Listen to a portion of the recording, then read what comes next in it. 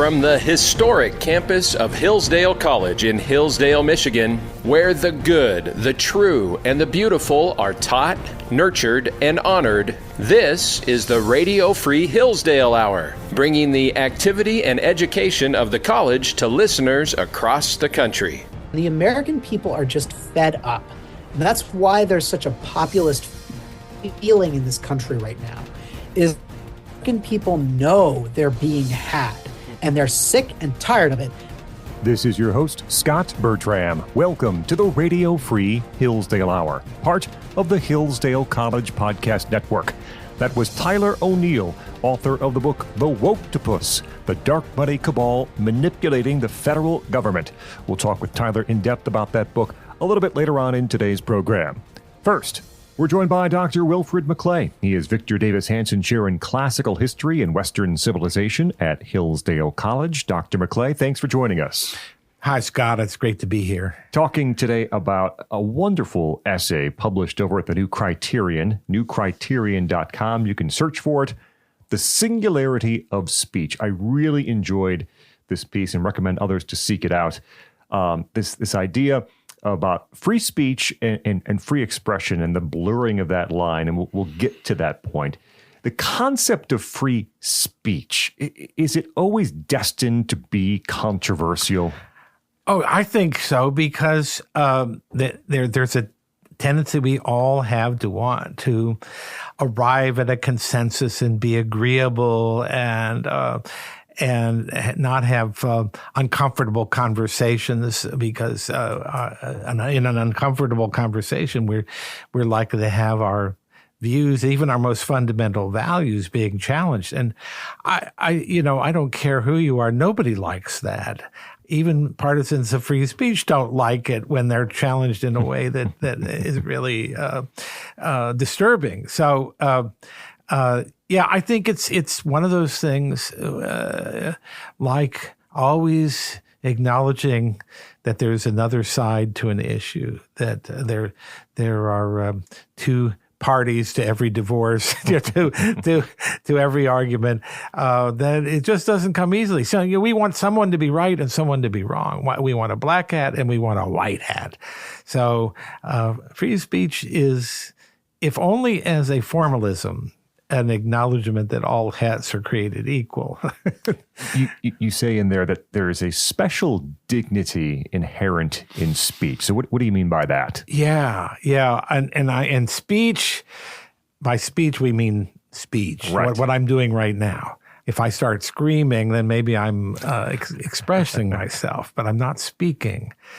Oh, it goes back to Aristotle. Aristotle said it, like many things, he said it better than anybody. Speech is, his view, the uniquely human gift. And we can argue about dolphins and other things another time. But I think the way he uses and defines speech pretty much excludes dolphins and whales. But that speech is the unique human gift, and it's what enables us to live together, to deliberate together, to be, man is by nature a political animal, he says. And that doesn't mean that he likes to go to political conventions and, kind of bet on the horse race of the presidency or whatever. No, he means that we live together. We're social animals, but we're more than that. The word social doesn't count. Bees are social, but bees don't deliberate about the good. Bees don't talk about, well, we could do this, we could do that. What do you think? Let's take it to the queen and see what she thinks. No, they don't. So far as we know, they don't do that. And if they do, it's on a very primitive level. No, we deliberate together and arrive at resolutions, propositions that become action for the basis of the common good, ideally. So the fact that we are capable of this kind of activity, Aristotle argues, is precisely because we have this capacity for speech. Speech is the indispensable vehicle by which we deliberate. So to have free speech means having a freedom to deliberate, if you use the Aristotelian justification for speech. you comment in this essay on the deliberate nature of speech. And I love this point about speech being the middle ground between thought and action. So how is speech more than thought, but less than action? Yeah. I mean, let's just say, okay. I'll just use an example. Let's say that I am aware of the fact, and I'm in government. I'm in some kind of decision-making capacity, and I become aware of an infectious disease that we don't know a lot about, but it is sweeping the land and is particularly hard on people over the age of 65, let's say. And so I get together with my counselors, my medical advisors, my political advisors, my everything. And what should we do? And we talk about it. We talk, well, there's this, there's that. And so we formulate a policy. Let's quarantine everyone over the age of 65 for the next 2 months. And then we bat it around the table. We have a discussion. Maybe we even release this to the public and let the public respond to it. Well, it's not fair. No, it's 2 months is too long. Maybe 2 weeks. We can arrive at this by the consensus about this through the interplay of words. Mm-hmm. We don't just have somebody say, "Well, I'm the expert, and so I have to make the decision. So this is what it is, and everybody's going to have to obey." In other words, thought goes directly to action. Without the mediation of speech, without the mediation of translation into language in a form in which deliberation can occur. So that's why and it seems to me that we do this in our individual lives, in family lives. We sit down at the kitchen table. Here's the money we have. Mm-hmm. Here are the things we want to do. What's most important? What are we going to prioritize? And we could have a spirited discussion about that. Always it's the case in my family, spirited discussions about the use of resources. But there has to be that mediation between thought. I'm thinking, I really want that cruise to the Greek islands. And my wife saying, well, we do have these 3 mortgages. and we need to have that mediating function there in order to plan, in order to consider alternatives and rationally elect the one that seems best. Mm-hmm. So it's a very simple matter when you put it that way, but that's, again, going back to Aristotle, that's the fundamental function of speech, is to make possible, in the civic sense, is to make possible this kind of rational deliberation. Is that one reason why this tendency now to confuse speech with action is so wrong or dangerous? The idea, speech is violence. Yes, speech is harming me. Yes. Well, I think that's right. I think there's a whole school of thought that speech is action. And sometimes it is. When I got married and I said I do, that's a speech act. Mm-hmm. There are things that are speech acts. In fact, contracts, there are many other sorts of uses of language that are speech that constitutes an action. I now pronounce you man and wife, maybe more so than I do. Yeah. That's what does it, not the piece of paper. The piece of paper comes along, but it is that speech act. But those are not the majority. Those are speech forms of speech that are really unique. They're really special, and we don't get led into them unawares. You don't sort of think, I didn't realize I just got married. Unless you're in Vegas, maybe. That's right. That's true. And maybe it would stay there. But the speech that we use to talk about issues, to talk about objectives, to talk about ideas, which ideas are right. That's how you have an arena for the free exchange of ideas. We will return in just a moment to talk more with Dr. Bill McClay about freedom of speech, free expression, both important topics for us here at Hillsdale College. I host this show, but I'm also the director of the Hillsdale College Podcast Network. This show and all the other shows that we produce are listener-supported. We count on you, the support of our listeners, to make our educational outreach possible. One of the best ways to do that is through the Liberty and Learning Society. It's the college's exclusive monthly giving group. Thousands of Americans are answering the call to join the Liberty and Learning Society, and you can help too by visiting hillsdale.edu/monthly. That's hillsdale.edu/monthly. Complete the secure online donation form. If you have to pause or stop at any point, not a problem. Call us and we'll make that happen. But take 5 minutes and do it today.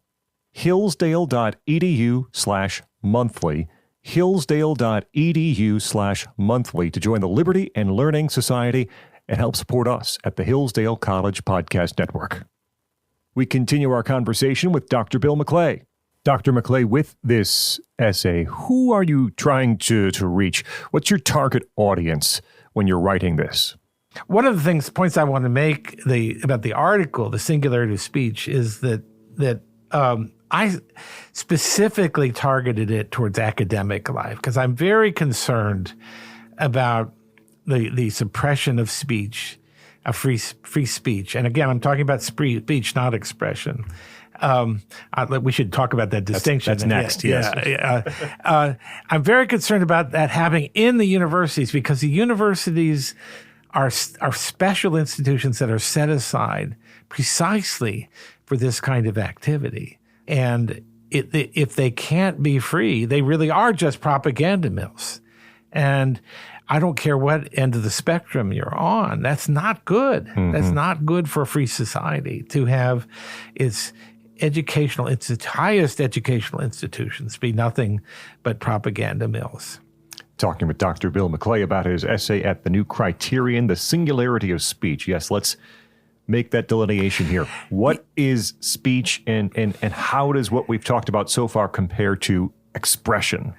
Yeah, this is so interesting because if you go back and look at the beginnings of the modern university, at least in America, the University of Chicago, for example, William Rainey Harper, who the great founding president, declared his commitment to free speech.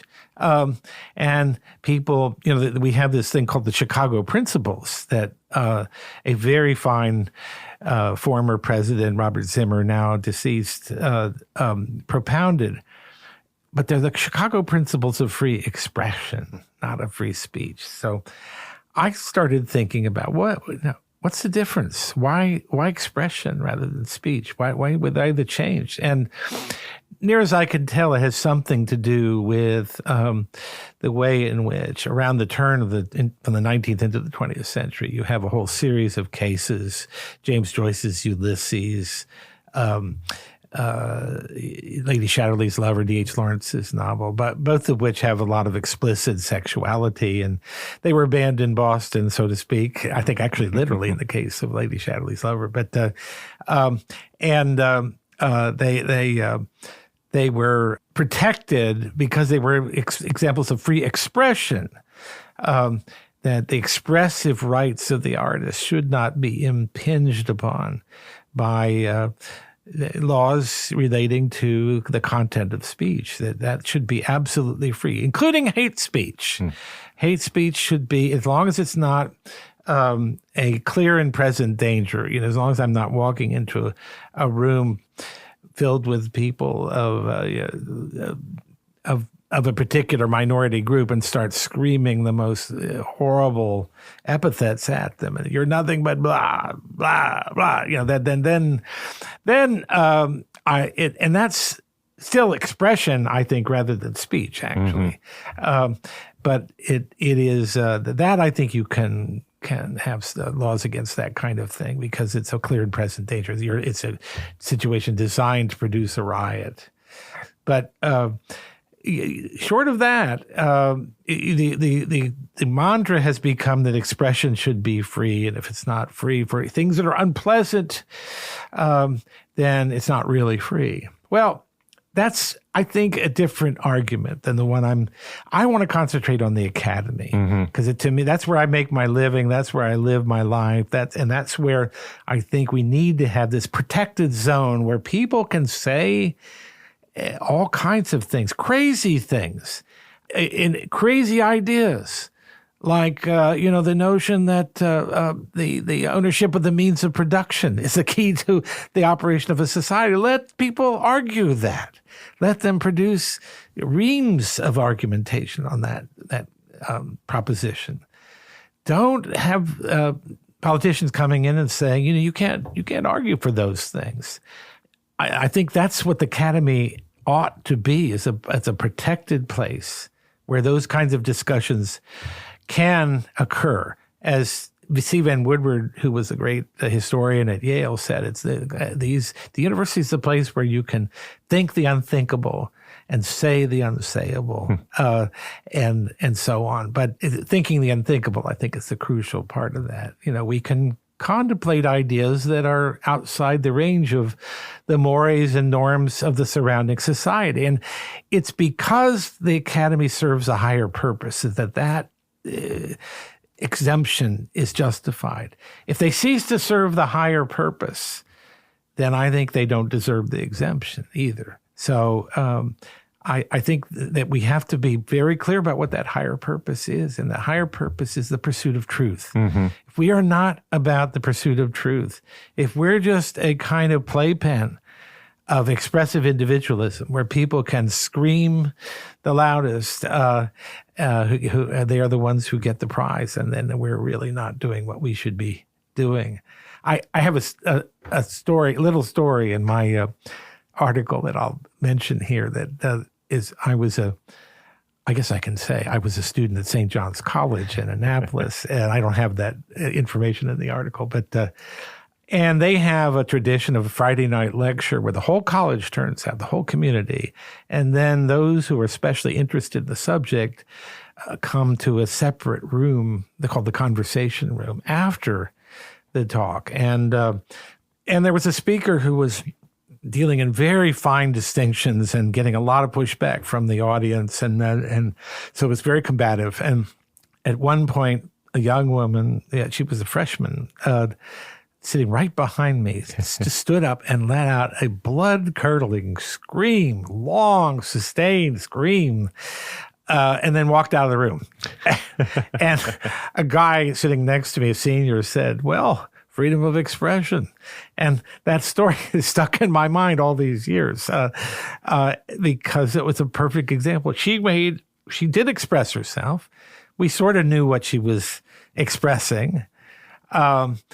Although it would have been a difficulty for her to express in words what she was saying, so quote unquote, and it isn't answerable. Especially when you walk out of the room, people can't scream back at her or whatever you would do to answer it. And ever since then, it struck me the difference between speech and expression. that expression is a form of let's call it speech, just in quotes, that's unanswerable. You can't. I mean, even a movie. And I'm not advocating for the censorship of movies. Please don't get me wrong about that. But a movie is, how do you answer a movie? Well, you write criticism, I suppose. But it really is a form of expression that you can't answer on the same terms in which it's offered. That's the beauty of speech. Speech is something that when somebody says something and you want to disagree with it or amend it, you respond with speech. And I think speech should be absolutely free so long as it's speech that submits itself to the discipline of being answered. If I get up and say something, then I have to expect that someone might say, "No, McClay, you're an idiot, and this is why." I mean, he doesn't have to say I'm an idiot, but I'm fairly loose about that. You're wrong, and this is why. And he could say in very sharp terms. It could have a lot of expressive overtones, but the core of it is an argument, and the core of what I have to say is an argument. So it contributes to this Aristotelian notion that the purpose of speech is deliberation. And it's deliberation about the good. A university is a community consecrated to the pursuit of truth, irrespective of what the mores of society or the standards of the day or what 99.9% of the people outside the ivied walls think about it. We have to protect that 0.1% that have different notions about things. In that way, speech is a mechanism that helps us, leads us to elevate, to improve our own opinions, our own assertions. Right. And that's certainly different from the way you explain expression. Yes. No, expression doesn't have any logical limits. And it isn't directed. It's certainly directed towards persuasion. You know, the screaming girl who I'll continue to use as an example. She was trying to persuade people, or at least pressing out. That's what the Latin means, pressing out an emotion that she was feeling, which had some content that could be extracted from it.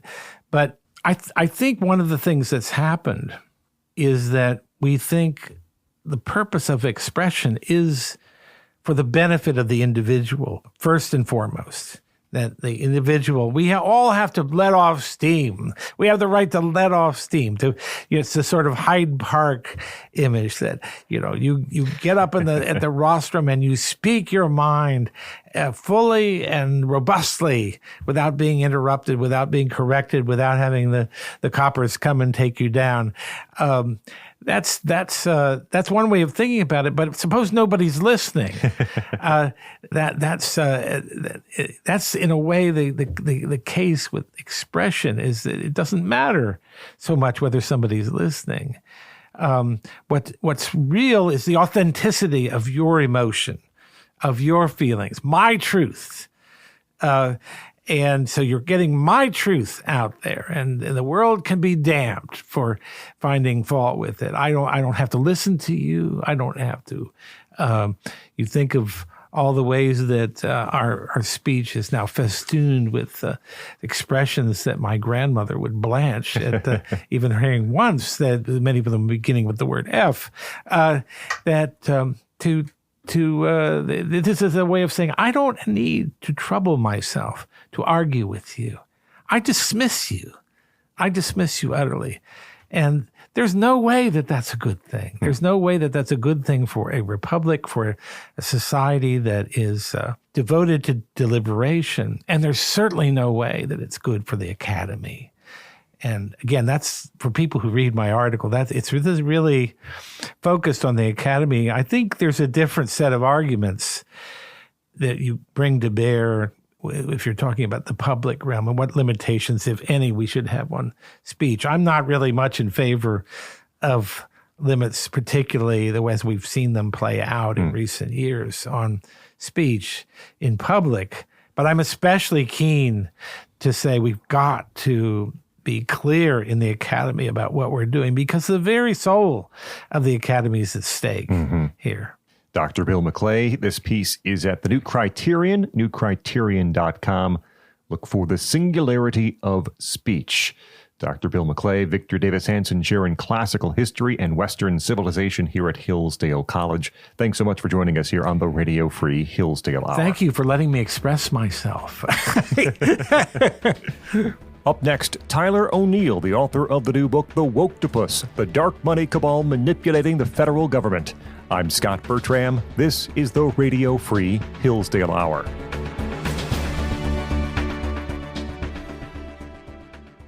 It's no secret that Americans are more divided than ever. And it's not just over what policies will improve our great country. No, it's over whether America is great at all, whether America deserves our love. That's why Imprimis is so important. Imprimis looks at the issues of the day from a constitutional perspective, reminding citizens always of our great heritage of liberty. For more than 50 years, Imprimis has featured speeches from the smartest conservative thinkers and writers at Hillsdale events. These days, Hillsdale publishes people like Molly Hemingway, Andy Puzder, Harmeet Dillon, and Chris Rufo. Over 6.4 million American households and businesses receive Imprimis absolutely free. And I urge you to sign up for it today at no charge. To get your free lifetime subscription, go to hillsdale.edu/lifetime right now. Or text the word Imprimis to 71844 and we'll send you a link to sign up for your free lifetime subscription. That's IMPRIMIS to 71844.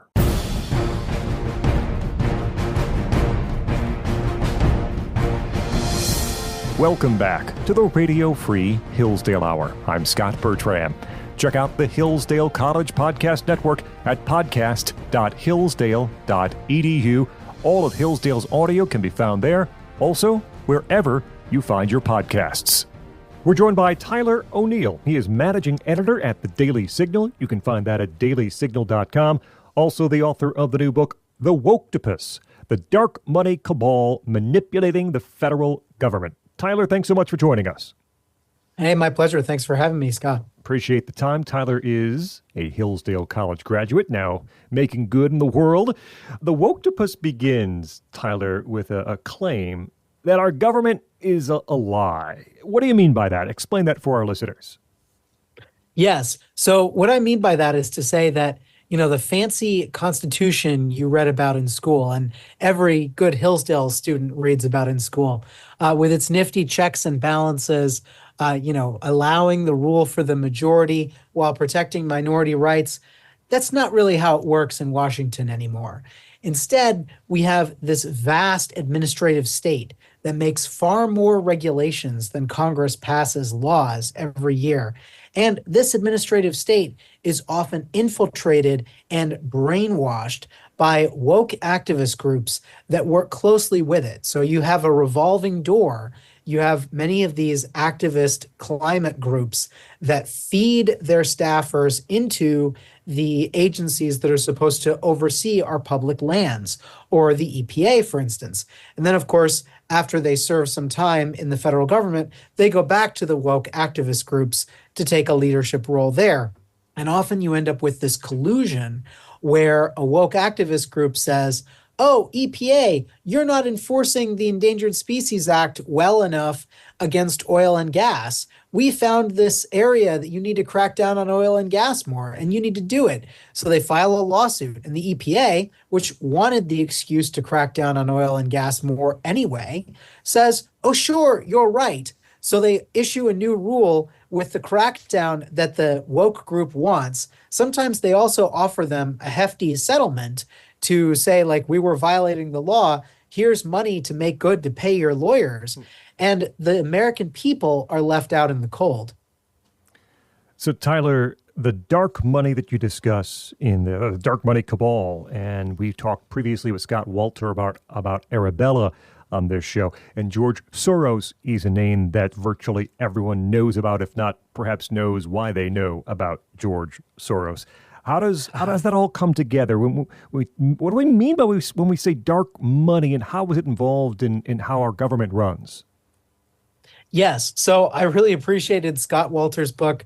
It came out right when I was doing the research for this book. So it was really great timing for me to brush up and get everything right on Arabella. And I, cite his work in my book here.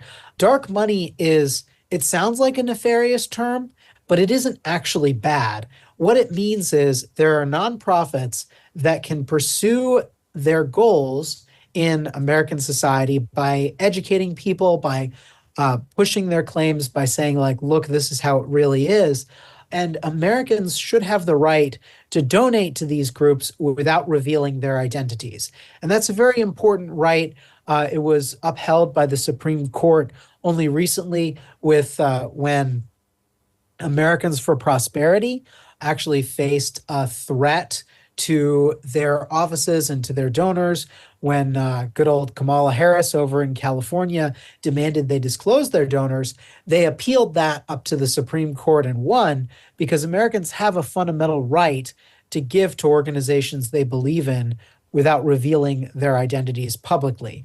However, there's dark money and then there's dark money. And because you talked to Scott Walter about this, but Arabella, for instance, Arabella Advisors is a for-profit company that set up a whole bunch of nonprofit entities that then have fiscal sponsorships. So what happens with Arabella is you get a big donor who wants to, for instance, fight one of President Trump's Supreme Court nominees. The big donor can give to an outfit like 1630 Fund or New Venture Fund, and then 1630 Fund or New Venture Fund will funnel that money to a very small, what they call fiscal sponsorship. It looks like a grassroots group, but it's not at all. It's propped up by this woke money. And so Arabella goes through extra legal hoops to hide where money is coming from. And that's the main reason I talk about dark money.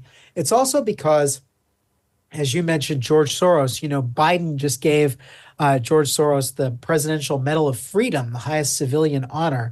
And he gave this to a man who was bankrolling the soft on crime rogue prosecutors movement that has increased crime in cities across America. But also George Soros headed up the Open Society Foundations, which his son Alex now runs. And Alex Soros said he's going to be even more political than his dad. We've seen that play out. He is engaged to Huma Abedin, the former Hillary Clinton aide who was married to Anthony Weiner. So, a lot of interesting connections there.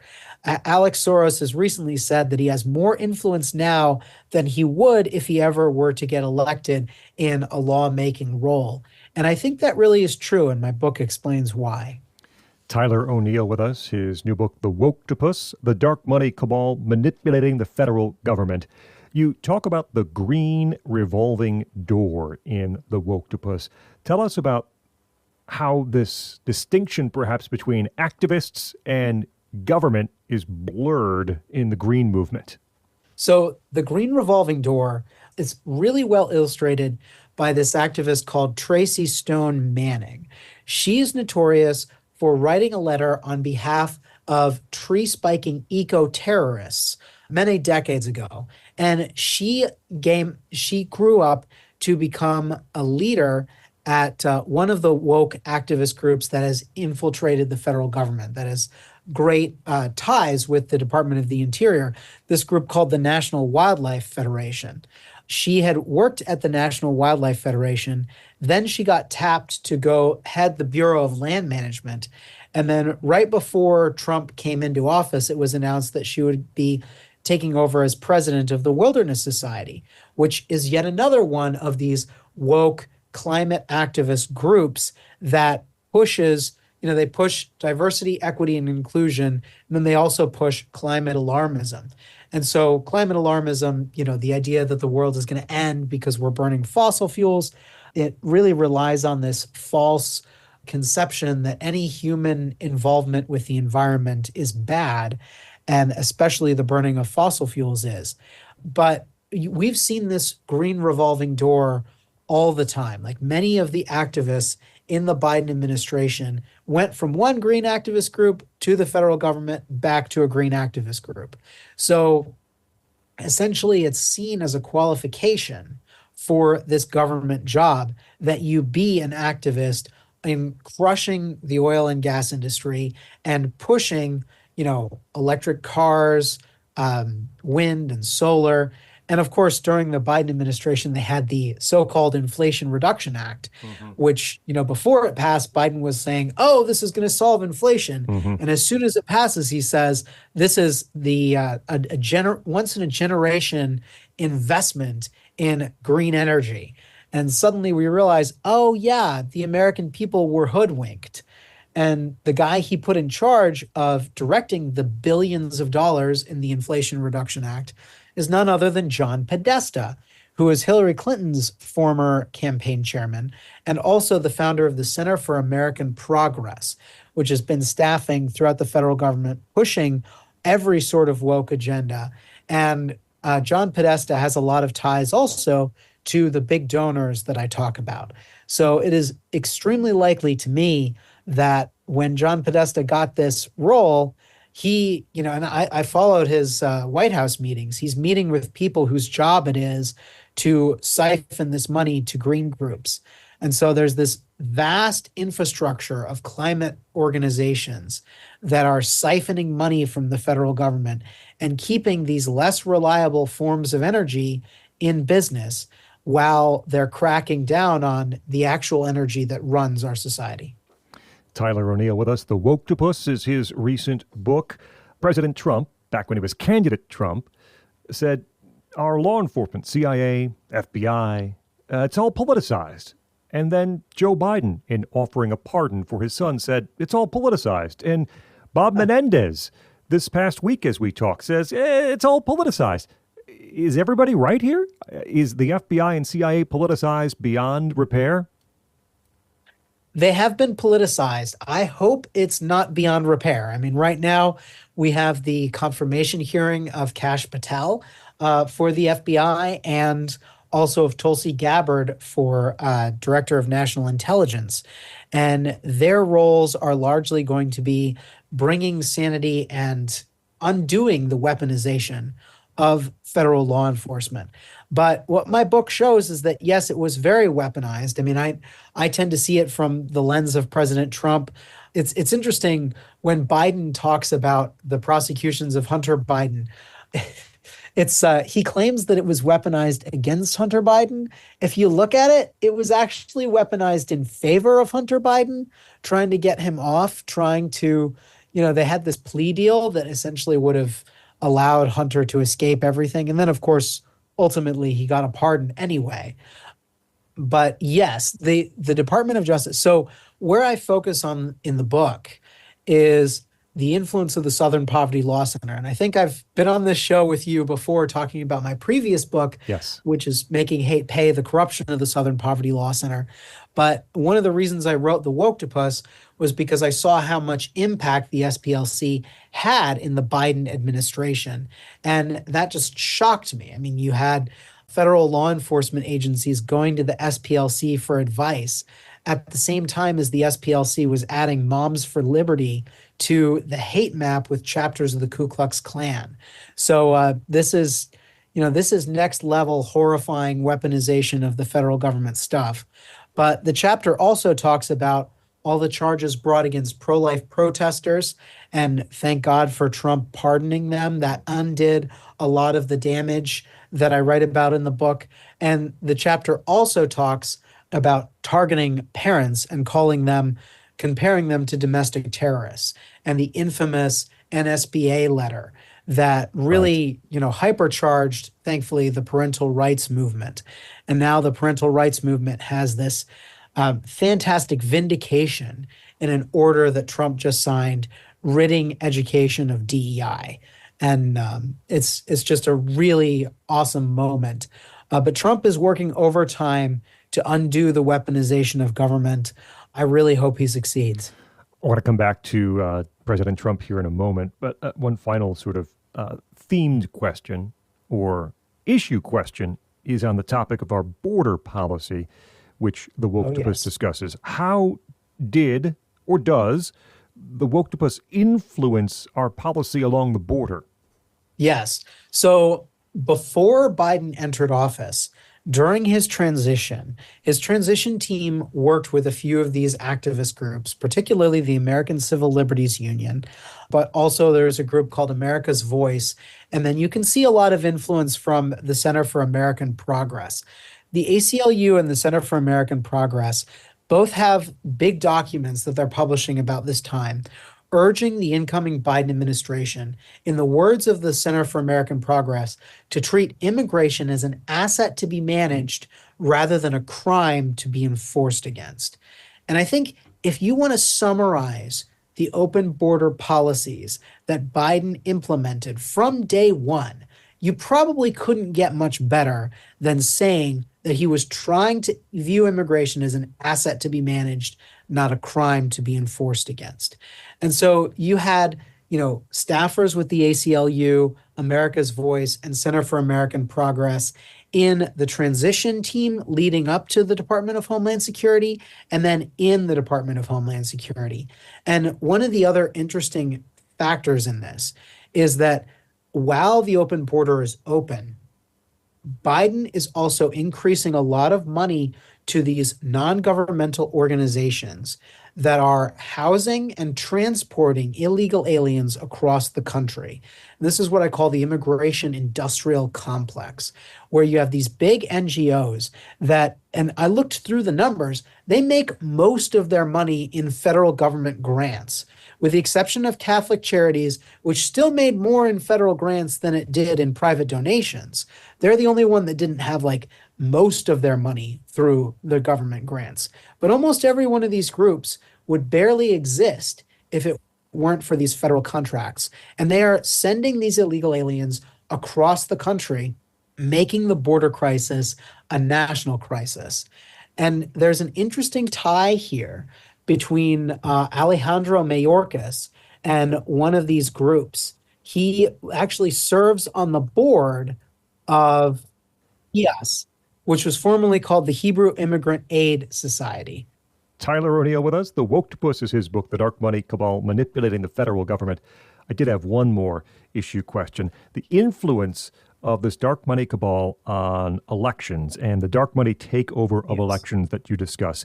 Is this perhaps the issue that will have the longest tail? Meaning, will we still be trying to deal with this in 10 years, maybe 20 years down the road? That's a very good question. I hope the answer to that question is no. I don't think I have seen an order from President Trump rescinding specifically the executive order that Biden signed. So the story here, if you could let me go for a little bit, when the Democrats win in 2020, they have a very narrow margin in the House and the Senate, and of course they have the presidency. So the very first thing they do after January 6th, they have this bill, H.R. 1, the For the People Act. They're trying to restore democracy in their own minds. One of the ways they want to restore democracy is to turn federal agencies into voter registration offices. And if you've ever worked on a campaign, you'll know, or volunteered with one, you'll know that the campaign usually goes in two phases. First, you identify people who are likely to vote for your candidate, and you make sure that they're registered to vote. And then you identify those same people and make sure that they turn out to vote. Essentially, what this plan would do, and this is part of the H.R. 1, is outsource that voter registration piece to federal agencies in the hope that the people on the dole who interact most with the federal agencies are likely going to vote Democratic. And so they have this piece in the bill. The bill passes the House, doesn't get a hearing in the Senate. Biden, not willing to wait for Congress to do its job, signs an executive order that implements this part of the bill. That executive order is essentially a copy-paste from a left-wing group called Demos. And Demos had a certain little-known Illinois state senator by the name of Barack Obama on its board when it started. So Demos is very well connected. Demos writes this executive order. Biden effectively signs the Demos executive order. And as soon as the federal government goes to implement the order, they go directly to Demos to implement the order.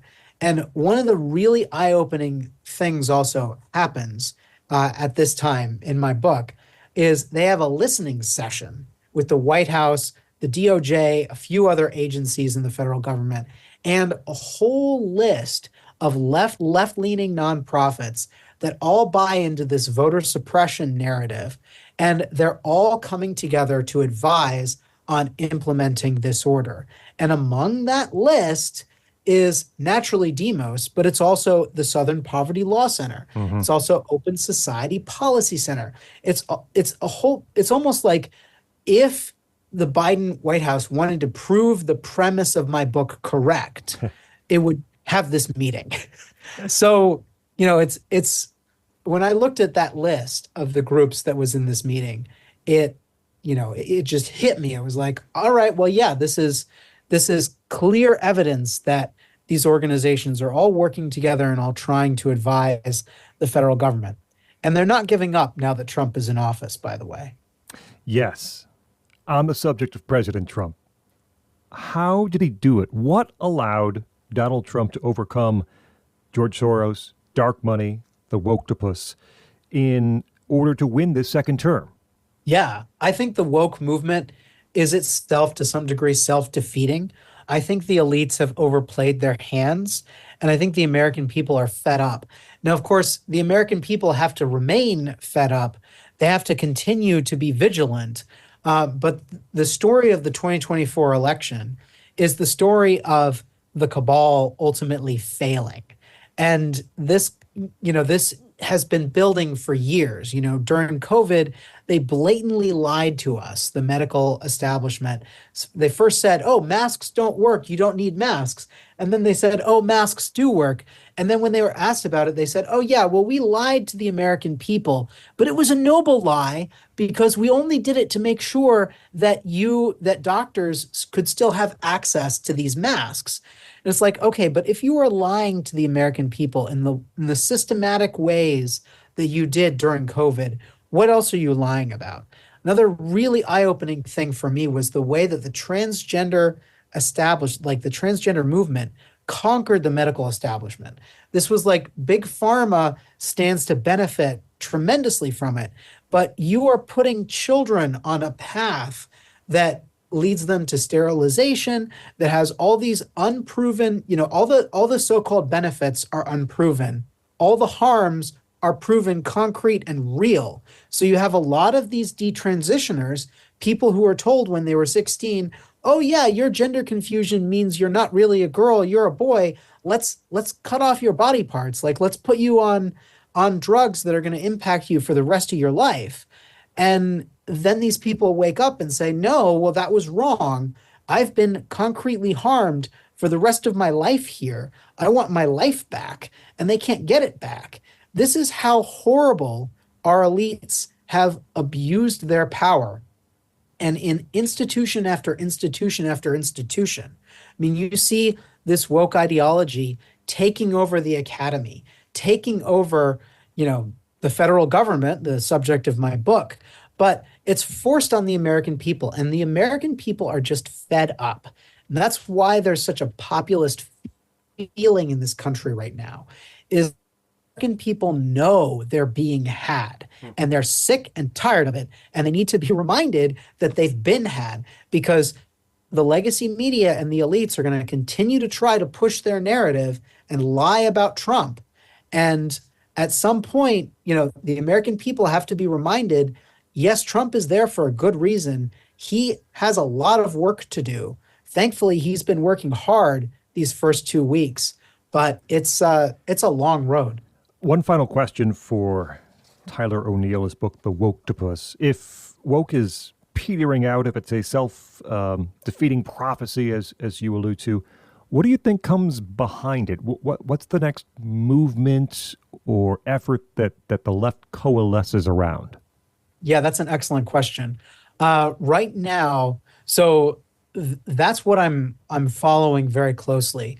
There's some debate among conservatives as to where the left goes from here, because there are a lot of Democrats who are saying, wait, we need to reconsider this woke stuff.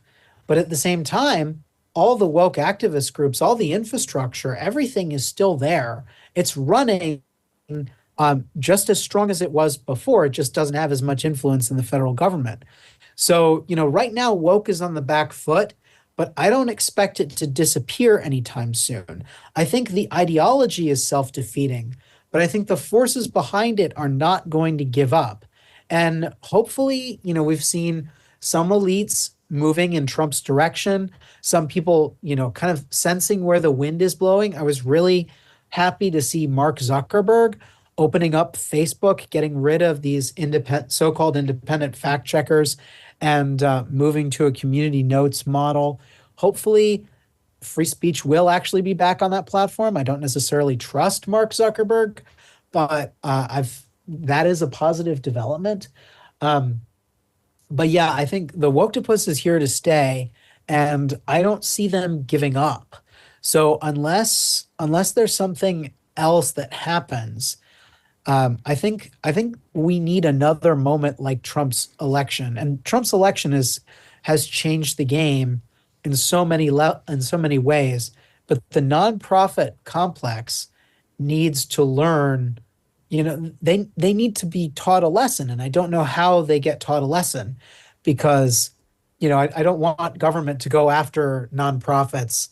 I want government to stop funding nonprofits, especially those that are pushing a radical agenda. And that's why I really liked seeing that pause, which got blocked. And, I think the federal government is moving toward defunding these ideologies going forward. It's just this particular pause has been reversed for the time being. But yeah, there's a lot of positive movement, but I don't see the Democrats being able to fully reject woke. It's going to be a very interesting time for Democrats these next 4 years. Tyler O'Neill is managing editor at the Daily Signal, dailysignal.com, and his new book, The Woketopus, The Dark Money Cabal, Manipulating the Federal Government. Tyler, thanks so much for joining us. Thanks so much for having me, Scott. That will wrap up this edition of the Radio Free Hillsdale Hour. Our thanks to Dr. Bill McClay from Hillsdale College and Tyler O'Neill, his new book, The Woketopus. Remember, you can hear new episodes every week on this station. You also can find extended versions of some of our interviews or listen anytime to the podcast. Find it at podcast.hillsdale.edu or wherever you get your audio. Until next week, I'm Scot Bertram, and this has been the Radio Free Hillsdale Hour.